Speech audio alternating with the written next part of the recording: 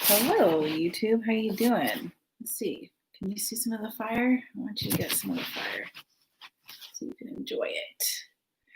Okay. Hello, Facebook. Hello, YouTube. Corinne Clapham here, intuitive wellness coach, psychic and oracle reader, and medium, and Reiki master. So I actually wanted to connect with all of you. First, I want to say happy holidays. I hope you all had a Merry Christmas, Happy Hanukkah, happy whatever you celebrate and want to call it. We're still ramping up to the New Year's. But I want to talk about something because, we really associate the holiday time with some really happy festive music, good food, connection, family, friends, all of these things. But for some people, it can really bring up a lot of triggers, especially when we're connecting with family. That can bring up a lot of stuff. And I always find or look at it as it bringing up learning experiences and things coming up to the surface. And so, and sometimes within families, there can be some discord because there's different personality types, different archetypes, and people in different phases in their healing journey. And so that can bring up a lot of stuff for people. And so I want to talk a little bit about that because if you are feeling like you're going through that, know that you're not alone. Because sometimes what happens is it looks like everybody is super happy and joyous and everything's perfect. And when someone else feels like they're not there, sometimes what that can do is it puts more pressure on that person. And they start feeling and thinking, well, why are they feeling like this or going through these difficult times when everybody else is going through this? So just know if you are going through those times, you're not alone in that. I'm very blessed. I had a lot of beautiful moments, but there was definitely some difficult times as well. There is someone in my family that tends to see things a little bit disillusioned, and that really used to hurt me a lot growing up when someone would tell inaccurate stories to other people to make me look bad, essentially, for themselves to feel better about themselves. And there comes a point when we're dealing with someone like that, or you're dealing with someone who gaslights or anything of the sort. That's their own stuff. That's their own stuff, and you can't take that on. There are people who are insecure and want to drag people down. You cannot take that on. The only thing you can do is to look at yourself and see, what things do I need to improve on? What things can I do differently? What things can I grow so I'm on a better path, being a better version of myself? What healing do I need to do? And so we can put ourselves into that place. And then that's more of a place of action. And then we're not taking on other people's stuff. Being around family can really bring up a lot of triggers as well, and things that haven't been resolved or might still be lingering, and this and that. And so just know if you're going through that stuff, I think most families are pretty much dysfunctional. So if you're feeling like you're the only one that has that, um, you're not alone in that. And I can tell you, unfortunately, I have a family member who wouldn't even let me FaceTime to see my niece and nephew, even when they open up the gifts I gave them. So it's, again, things can really be hurtful. It can bring you down. But at the same time, we have to think, again, focus on what we can do for ourselves individually and keep going on that path in the right direction. And whatever someone else is doing, if it's not something directly correlated in what we can or can't do, then that's their own stuff. And you got to leave it behind, because you can't let people drag you down with their own stuff that they haven't healed yet. Hey, Rachel, how's it going?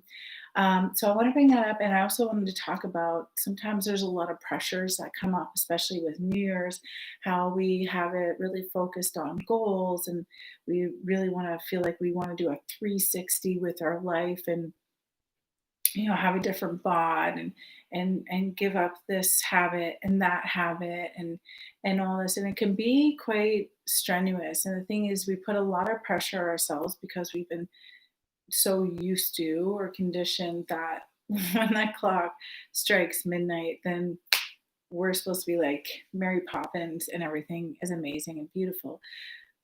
But again, if you found that you've struggled with that, don't be hard on yourself because a lot of people do. And it's a very slow transition into things, into change and whatnot. It's also different components to it. There's the mindset around it, but there's also why are we even doing these habits and these patterns to begin with? And if we're not getting to the root core of it and healing it from there, then usually what happens is people are still spinning in that same loop over and over. And then people get frustrated and upset with themselves for doing that. And then that spirals into doing other things that are more self sabotaging. So it can be this perpetual unhealthy circle that people get stuck in. So we want to look at, okay, why are we doing what it is that we want? Even when we're looking at what we want to implement differently and what we want to do differently, ask yourself, why is it that I want that? Is it something that you truly want? Is it something that's going to make you feel good? Is it something that's healthy, or is it something that you just felt that you needed to, or you had pressures from other people or social conditioning? So really question even the things that you do want and desire and the goals that you want to achieve and the things you want to shift and change. Always questioning, questioning, questioning.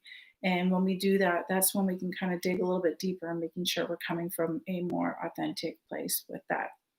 Um, those were the two main things I wanted to cover. I know also there's probably a lot more people this year who spent Christmas alone due to COVID and the lock. I guess we weren't in lockdown till after. We're very nice that Ford did the lockdown the next day after on Boxing Day.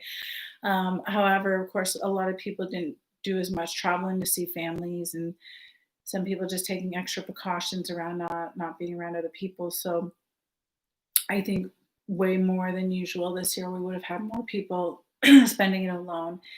And I think some people would have made really good use of that time to turn within and do things that they love. But I know it can be hard. There was a point in time I was almost going to be spending Christmas by myself, and that was like gut wrenching for me because it's my favorite holiday. It was like almost one of my biggest fears of having to spend that alone.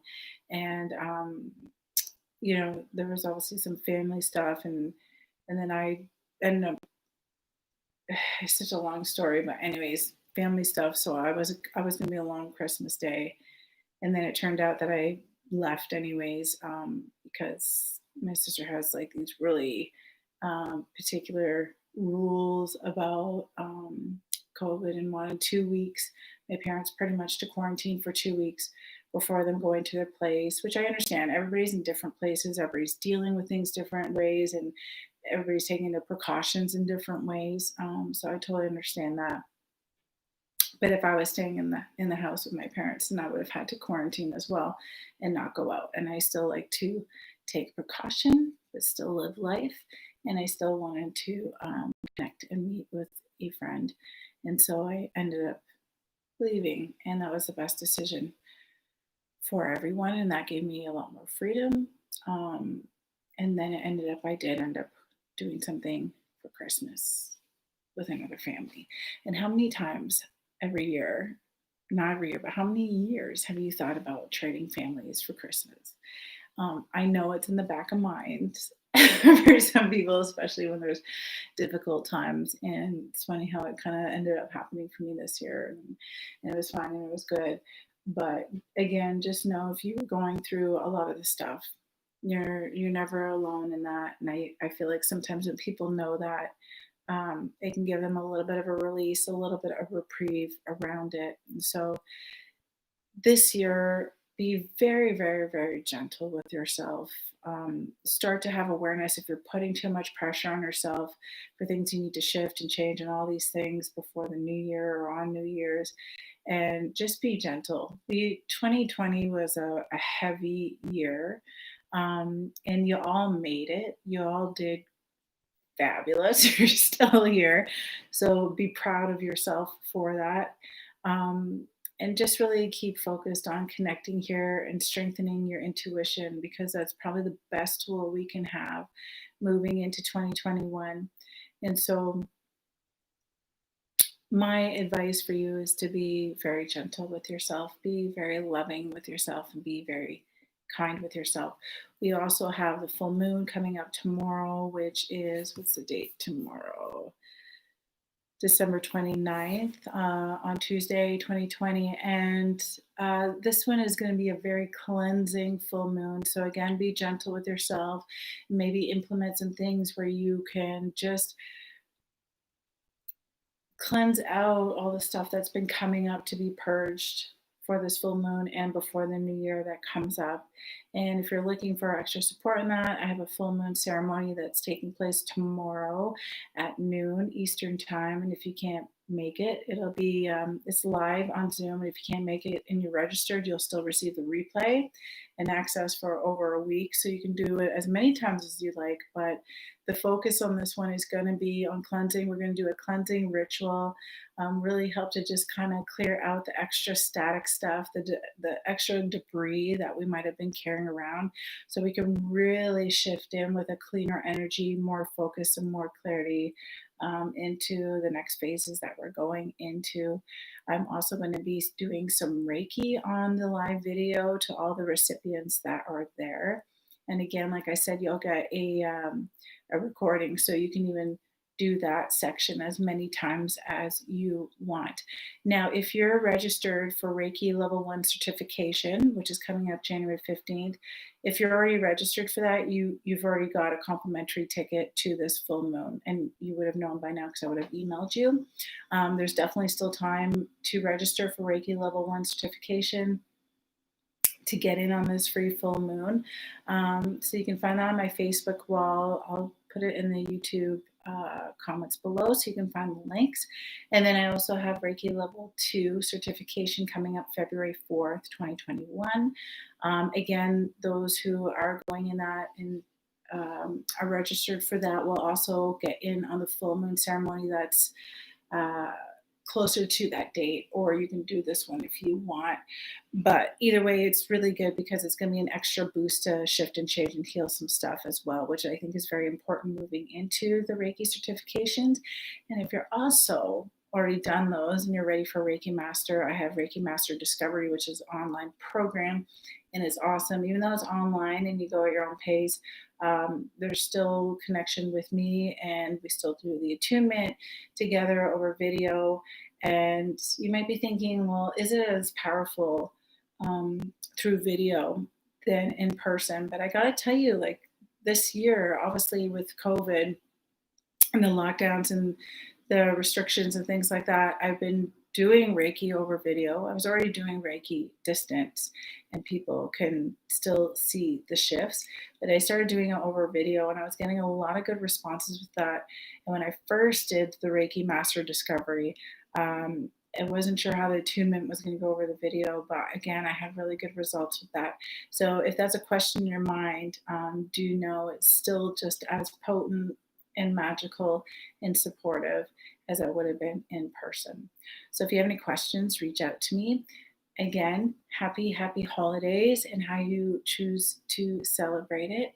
And there's a difference between we're allowing the emotions that come up so they can come up and be felt and come out, rather than sitting in the